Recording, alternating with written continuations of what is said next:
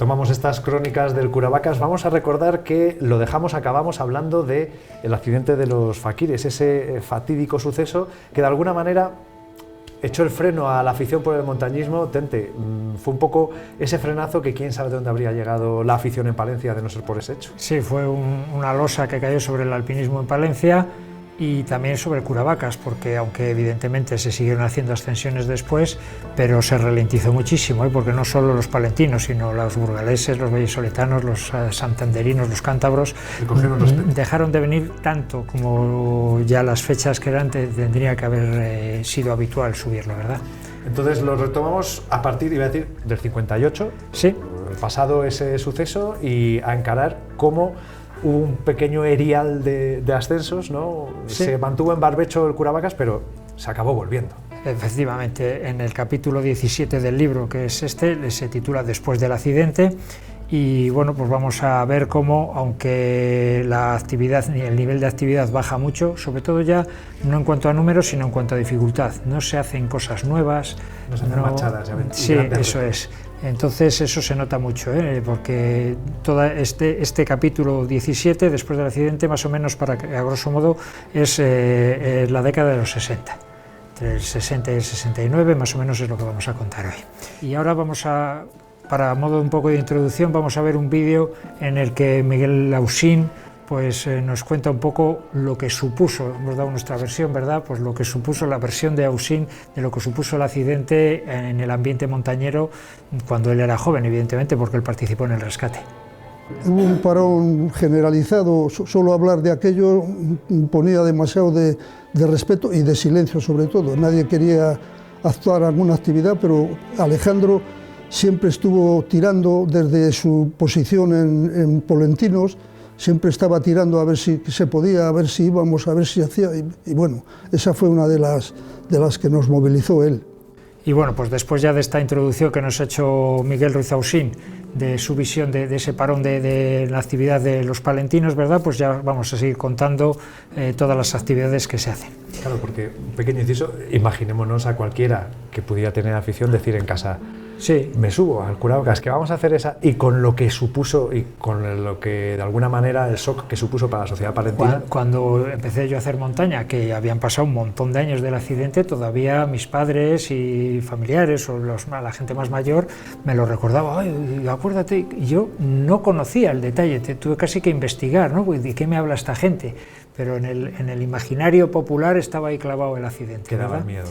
Bueno, pues hay una ascensión, un intento de ascensión, que no llegan a la cumbre, pero están danzando por allí, por la zona que no contamos en su momento, y es que entre que aparece los primeros cuerpos de los dos accidentados y el segundo, ¿te acuerdas que pasa casi un mes, ¿no? Porque sí, hasta mayo no aparece el de Jesús.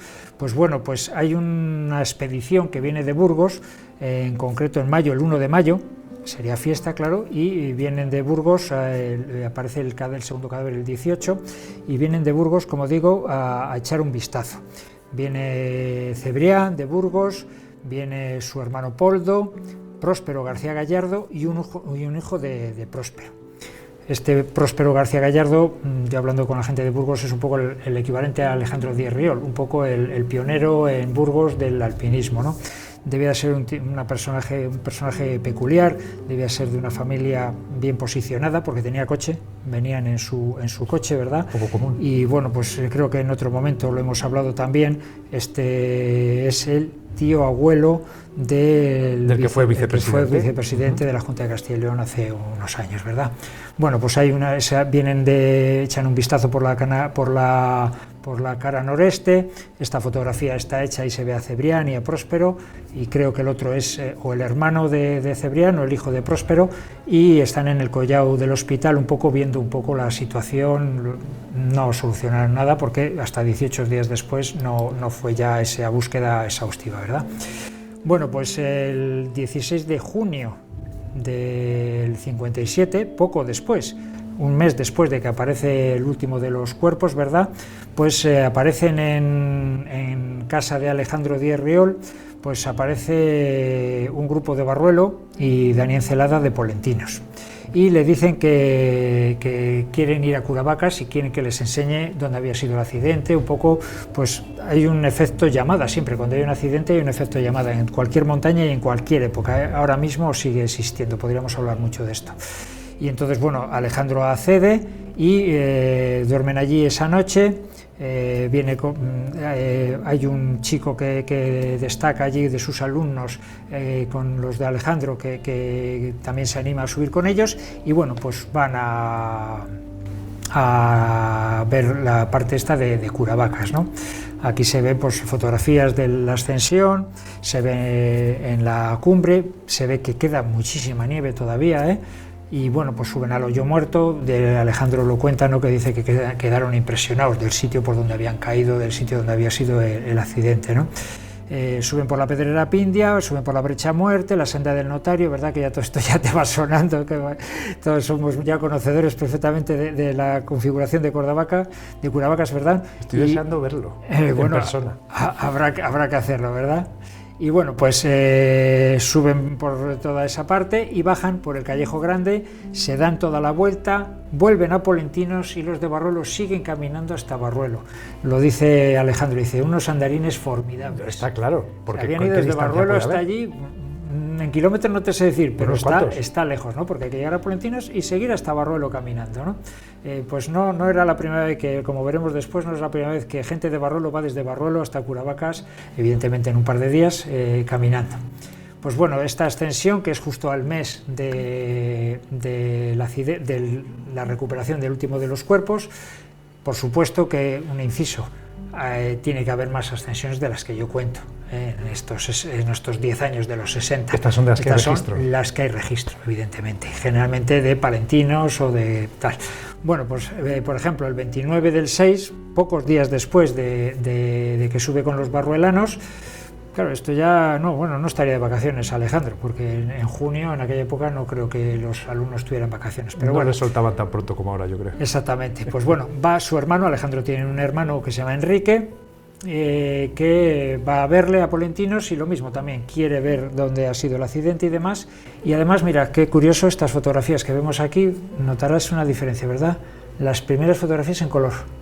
Hasta ahora todo lo hemos tenido en blanco y negro. Este ya es el primer carrete que utiliza Alejandro y que empieza a verse el Curavacas en color. Hasta ahora todo, seguiremos viéndolo mucho en blanco y negro, pero aquí ya hay unas fotografías en color. Pues bueno, suben por la norte con su hermano y como anécdota en la cumbre aparecen estos personajes, que tenemos aquí esta fotografía también en color, ¿verdad? Y que Alejandro en su libro dice que es gente de Cervera y que están buscando carbón por Pineda.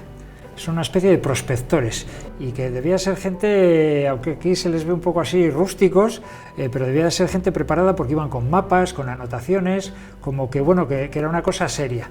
Parece ser que no había carbón porque yo nunca sé de que se haya buscado, vamos, nunca ha habido ni minas ni nada parecido, ¿verdad? Pero bueno, se encuentran con estos que hacen cumbre y que en teoría están buscando carbón o minerales por la zona de Pineda. Avanzamos un poquito en el tiempo y nos vamos a ese mismo año, a finales de agosto, el 25 de agosto del 57.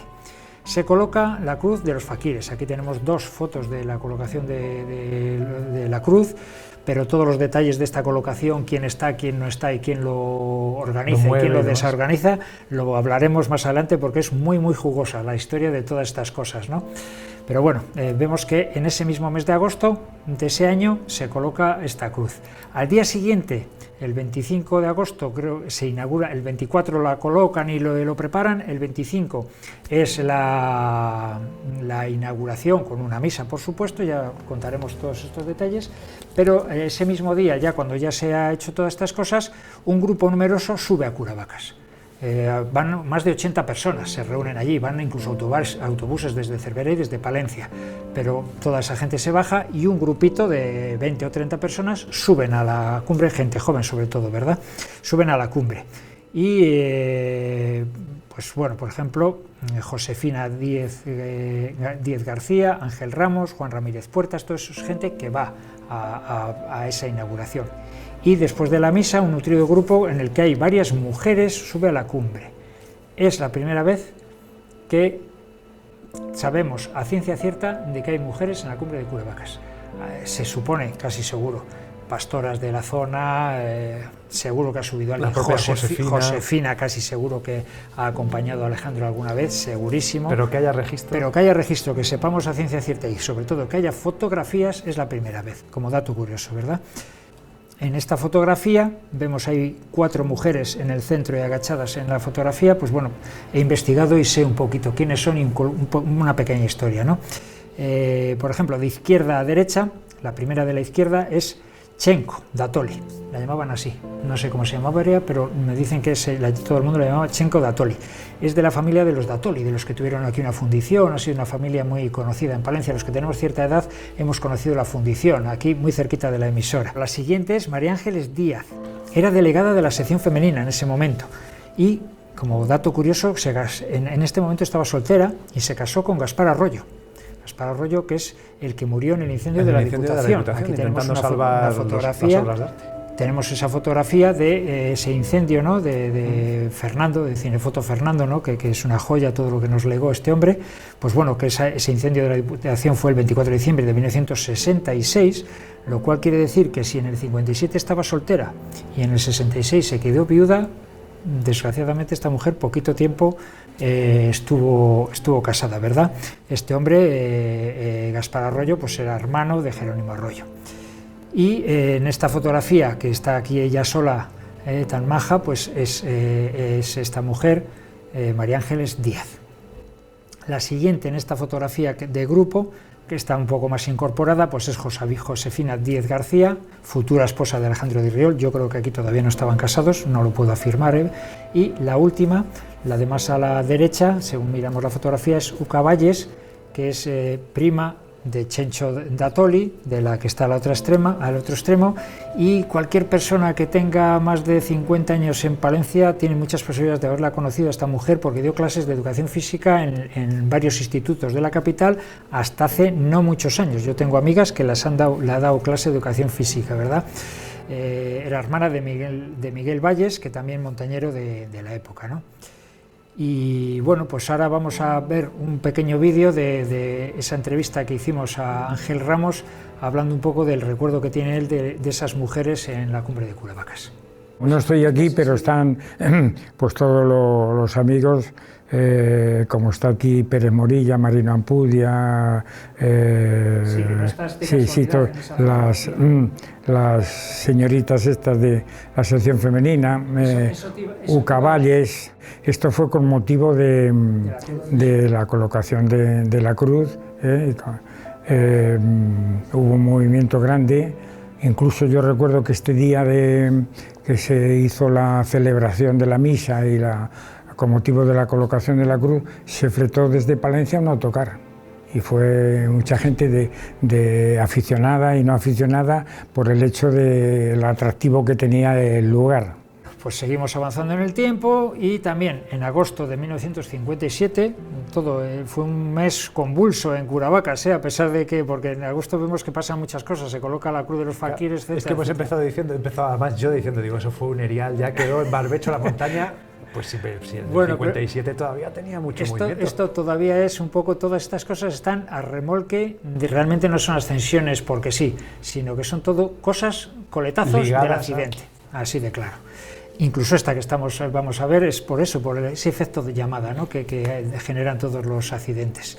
Pues bueno, en agosto también hay una ascensión que nos relata Pedro Hidalgo Redondo, que lo relata en un libro que se llama Un rincón de Cantabria, que se publica muchos años después, pero nos habla de esta ascensión del 57 y sube Pedro Hidalgo Redondo con otros compañeros guiados por José Martín, hijo del primer palentino, que aquí le tenemos con su corbata, es hijo del primer palentino, del maestro. Él también es maestro, es la segunda generación de maestros de vidrieros y también, como su padre, hace de guía. También es buen cazador, buen montañero y hace de guía a grupos que vienen despistados, pues él se une y sube para allá, ¿no? Y además sube con la escopeta siempre. Es muy buena cuando el relato de Pedro Hidalgo pues habla de que pues, es un hombre que tiene muchas facultades para subir, que él va cagado de miedo, el Pedro Hidalgo, y que va trepando por ahí con la escopeta como que fuera un como violín, un gamo, ¿no? Eso es. Venga. Incluso tenemos esta otra fotografía que es Dámaso Martín, hijo de José, y nieto del primer palentino en la cumbre de Curavacas. Está aquí en esta foto Dámaso, que se sacó hace 5, 6, 8 años, no me acuerdo exactamente, pues está delante de la casa familiar, que todavía es suya, de la familia, y que es la casa donde vivió su abuelo, donde vivió su padre y de donde salían todas estas expediciones que estamos diciendo cuando subió Delgado Úbeda, etcétera, etcétera. Pues de esta casa, que se mantiene en pie afortunadamente, pues salían esas expediciones para la cumbre, ¿verdad? Buena casa para un museo. Bueno, no te creas, sí, no estaría nada mal, lo que pasa es que es de una familia particular, ¿verdad? Sí, yo ya lo tengo todo pensado. Delante de la casa de Alejandro Díez Riol, en Cervera de Pisuerga, hay un molino restaurado, creo recordar que es un molino, una casa restaurada que no sabe el ayuntamiento qué hacer con ella. Si es que lo teníamos chupado. Votando, ahora mismo está votando. Pasar las cosas de un lado y pasarlas a otro, ¿no? Pero bueno, esto da para otro programa. Bueno, pues esto es un recorte de ese libro, de Un rincón en Cantabria, y bueno, pues lo voy a leer muy rápidamente porque ahí tengo unos párrafos subrayados, ¿verdad? Dice: en lo más alto, guardado entre un montón de morrillos, hay un estuche de zinc. En algunos sitios dice que es de plomo, un estuche metálico con un cuaderno dentro. El cuaderno tiene las páginas llenas de cortas y pintorescas notas. Cada alpinista que tuvo agallas de llegar hasta allí estampó en aquel rústico álbum el nombre, el apellido y después de alguna frase que dé constancia de la valentía del firmante. Tomé en mis manos el cuaderno y solo pude firmar. En mi tarjeta me atreví a recomendar respeto para aquel documento, con la promesa de que algún día se pudiera escribir la historia de Curavacas, como estamos haciendo ahora, ¿verdad? Este hombre fue un visionario. Desgraciadamente esta libreta ha desaparecido, aunque estoy casi seguro que esta libreta está entre los papeles de Alejandro Díez Riol en su casa. Tendríamos que comprobarlo, revolver y comprobar, porque evidentemente Alejandro todos esos datos que sacaba de todas las sesiones de algún sitio las sacaba, pues posiblemente de estas libretas que él iba recogiendo. Y sigue diciendo este hombre, dice: notarios, que García Guinea, maestros, Alejandro Díez Riol, estudiantes, labriegos, pastores que tuvisteis la valentía de subir a respirar el aire purísimo. Se ve que él ojea y lee esa libreta y se da cuenta de toda esta gente que ha subido, ¿no? Y sobre todo vosotras, maestrillas de San Martín y de Resova, recibidme para bien. Pues se ve que algún grupo de maestras de San Martín también y de Resova han subido antes ya y han dejado ya su firma en lo. Entonces, con este libro, pues si tuviéramos este cuaderno, podríamos saber todas estas cosas. Igual quién es la primera, por lo menos mujer, que dejó su constancia ahí arriba, ¿no? Ojalá podamos llamarlos camaradas en los montes, no sé qué, no sé cuántos. Bueno, pues sigue ahí, ¿no? Pero bueno, hay dos frases ahí un poco que a mí me llama mucho la atención, eso de que este documento, con la promesa de que algún día se pudiera escribir la historia de Curavacas. ¿Cuánto daría por tener yo todas las libretas, ¿no?, que ha habido en la cumbre de Curavacas? En 1957, a finales de noviembre, el 27 del 11 del 57, esta fotografía de Puente Pucherín la saca Alejandro Díez Riol. Este Puente Pucherín, mucha gente le llama a un puente que hay un poquito más adelante, que realmente es Pontón Seco, mucha gente lo llama Puente Pucherín. Pues no, eso es Pontón Seco. El Puente Pucherín es este de madera, mucho más rústico, mucho más largo, el río estaba aquí mucho más ancho, pues era solo peatonal, los coches no podían pasar por él, ni un carro, era solo para los peatones y las vacas, tal vez. Es la última fotografía de Puente Pucherín Pinau, porque poco después una riada se lo llevó y nunca se reconstruyó. Me contaba Alejandro que casi todos los años se arruinaba, pero le reconstruían. En el 57 ya debían de estar un poco cansados, había menos ganadería, etcétera, etcétera, pues ya no se reconstruyó. Pero fíjate qué curioso, a ver si te haces idea. Josefina, la mujer de Alejandro, no sé si eran novios o en esta época, o yo creo que sí, eran novios, sí, en el 57, él se queda en Palencia porque quiere estar con su novia en Palencia, ¿verdad?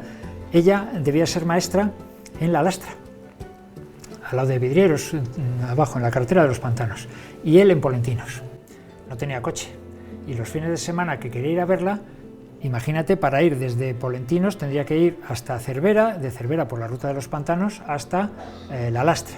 Entonces, entre que no tenía coche y ahí no había un medio de locomoción, un coche de línea ni nada de nada, entonces él la iba a ver los fines de semana cruzando por la montaña, por el Carazo, por toda esa zona, la Horcalores, cruzaba a Pineda con los esquís, porque se ve que es invierno, y con los esquís se presentaba en donde vivía Josefina, y bueno, pues ahí pasaba el fin de semana, y cuando se acabó el fin de semana volvía otra vez y esto me lo contaba Alejandro, ¿no?, que esta foto fue eso un sí día... que es currárselo, ¿eh? Sí. Déjate de bobadas hoy día, nada, gestos románticos. No lo de ahora, ¿verdad? Esto, vamos, Pues bueno, esa anécdota me la contó Alejandro a raíz de esta fotografía. Bueno, pues hay varias publicaciones del accidente y el rescate de los faquires, sigue dando noticias en los periódicos. En el 58, en enero del 58, el Diario de Burgos hace como una especie de resumen del año anterior y dice participación de montañeros burgaleses en el rescate de Curavacas, y también en el Diario de Burgos. Es curioso que en Burgos se publicaron muchísimas cosas de lo que pasaba en el norte de Palencia y en Curavacas. Dice los deportes de 1957, esto se publica en marzo, y también hace un pequeño resumen o una aportación de la participación de burgaleses en el rescate de Curavacas. Al año siguiente, en julio, del 26 de julio del 58, unos de Barruelo le han cogido ya el gusto y se vienen también caminando desde Barruelo, sí, para ellos y colocan una cruz en la cumbre. Una cruz con su buzón, es la cruz de los barruelanos. También hablaremos largo y tendido cuando hablemos de todas las cruces. Digamos que esta es la cruz oficial. Se coloca ya con su buzón y tiene una historia súper jugosa, pero la hablaremos en su momento. Pero bueno, vienen caminando desde... Esta fotografía no es del día de la colocación, que no se hicieron ninguna fotografía, esto es una visita posterior, pero sí que están dos de los participantes en la colocación, Abilio y no me acuerdo cómo es el otro, y Jesús Solana. Bueno, pues estos personajes desde allí vienen caminando y colocan la cruz. Como digo, es la cruz un poco que es la actual, la que está ahí, la que ha perdurado más en el tiempo. Las anteriores eran de madera, no se sabe nunca quién las coloca ni no. Aquí se sabe quién la coloca y demás. Y en la actualidad, después de varias restauraciones y de colocaciones, en los años 80 estuvo arrancada y yo la tenía escondida en un sitio, y cada vez que subía me ponía con ella para hacerme fotos y demás, y la volvía a esconder porque pensaba que algún día alguien la iba a tirar para abajo.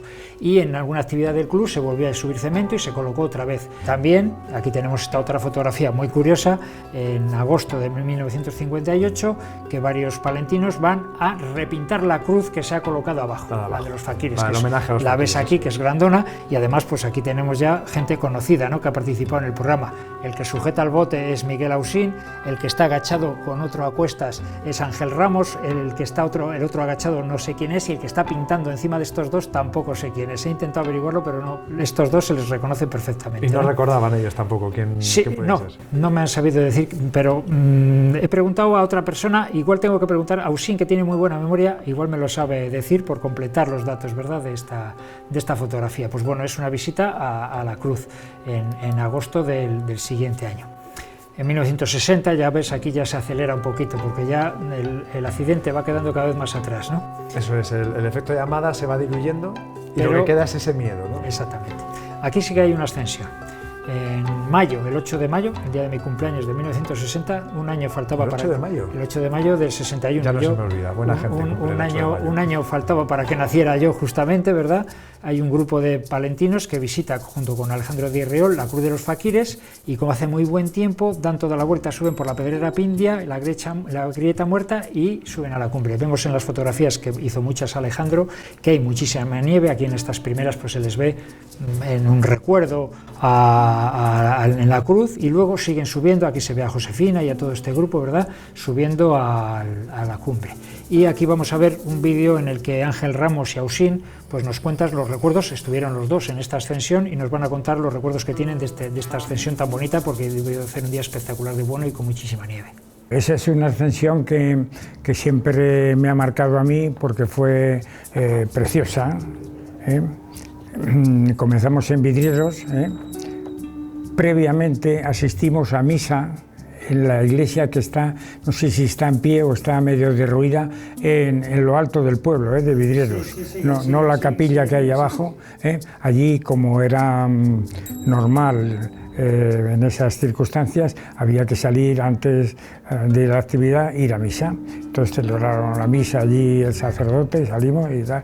Y ya a la salida, los vecinos del pueblo, algunos se dirigió a nosotros: ¿de dónde vais, chavales? Pero mira cómo está la peña, que está muy cubierta, que no vais a tener bien, nada, que vamos a estar.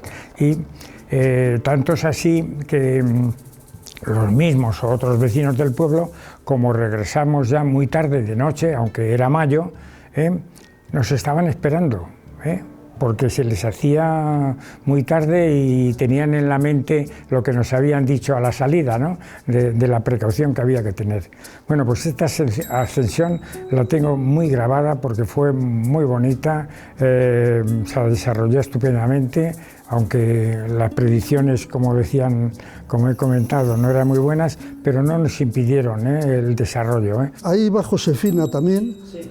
Y éramos un grupo numeroso que subimos por la Pedrera Pindia, todos encordados porque estaba muy inclinado, y lo que comentábamos antes, que en el collado del hospital había tanta nieve que para bajar a la cara nordeste tuvimos que hacer un rappel, porque había un paredón, una cornisa tremenda, y bajamos, había mucha nieve, estuvimos en la cruz y luego ya subimos por la Pedrera Pindia en un día muy bonito y muy especial, porque fue una ascensión muy bonita, sí. Bueno, pues después de este relato que nos han contado en primera persona, pues vemos otras cuantas fotografías de esta ascensión. Incluso aquí se ve divinamente la cruz que han dejado los barruelanos, han colocado los barruelanos meses o un par de años antes, ¿verdad? Hay una foto de grupo que está leyendo el libro, esa libreta, está ahí Alejandro hojeándola.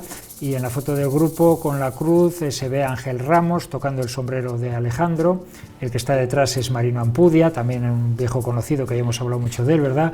El de la derecha del todo es Rufino Alonso, el que casi no se le ve es uno que le llamaban el Rubio, Hermenegildo Manso, y el que está delante será Jesús de Santiago. Y también se ve a Josefina aquí en un primer plano, en la cumbre con el Piolet, etcétera, etcétera. Vamos a ver un vídeo, la entrevista de Ángel Ramos, que nos habla de la visita a la cruz. Lo que hicimos un alto fue en la cruz, Allí estuvimos un ratito recordándoles a los compañeros, y ya luego sí, subimos por la Pedrera. ¿Fue por el Callejo Grande? Sí, bajamos por el Callejo Grande. También en agosto de 1960 en el Diario de Burgos sale ahí un relato, una noticia, una nota cortísima, dice: ascensión para conmemorar el día del amanecer. Un grupo de jóvenes palentinos ascienden a Curavacas y hacen una hoguera en la cumbre. Al descenso hay una misa en vidrieros. Y es que también tengo una nota aquí en septiembre aproximadamente de 1960 y una fotografía que hay una misa, que aquí se le ve al cura, en la cruz de los faquires al pie de Curavacas, en la cara noreste, con un grupo de personas. No sé si igual son la misma ascensión. Y en 1961, en septiembre, hay una ascensión de Alejandro de Riol con unos alemanes. En Cervera de Pisuerga, unos años antes, una congregación de alemanes ha abierto, el edificio existe, ya no hay curas alemanes, pero el edificio existe allí, que es una pena que a la entrada desde Palencia, ¿verdad? Pues bueno, durante muchos años hubo un gran ambiente en ese colegio, y los alemanes son muy aficionados a la montaña y se involucran mucho en la afición de toda la zona de los montañeros. Y Alejandro les acompaña muchas veces a Curavacas, ¿verdad? Pues bueno, pues hay una ascensión con unos alemanes, y también muy curioso que en el 7/7 del 62 hay una libreta, que esta sí que la tenemos localizada. Aquí se ven las fotografías un poquito para que veamos el tamaño que tiene y lo desvencijadilla que está. Y el 7/7 del 62 es la primera anotación que hay en esta libreta. Se desconoce quién la coloca, yo no sé quién la coloca, Alejandro tal vez, está dentro de ese cajón de zinc todavía, y la última anotación de esta libreta es el 24/8 del 64, está 2 años en la cumbre. Y en este momento pues el que la recupera es Felipe Calleja, que la baja poco después de la última anotación. En 1964 sube, ve que está llena y se la baja. Y por eso esa sí que la tenemos controlada, porque existe físicamente y la podemos consultar, ¿verdad? Y en 1962, el 26/7, bueno, pues como dato curioso, hay un campamento nacional organizado por el Club Tajayerro de Santander en Río Frío, y se programa una ascensión a Curavacas. Todo esto son cosas que he sacado yo de archivos, etcétera, etcétera. Y en este punto dejamos un poco para retomarlo y seguir con esa década. Estamos ya en el año 63, para seguir con esa década de los 60, que es ese después del accidente. Bueno, pues efectivamente lo dejamos en el aire, seguiremos hablando de la década de los 60, del atractivo que podía suponer el Curavacas, o por lo menos lo que se movía desde el punto de vista del montañismo y del alpinismo en este mítico pico palentino. Lo haremos como siempre de la mano de Tente. Muchas gracias. Hasta la semana que viene.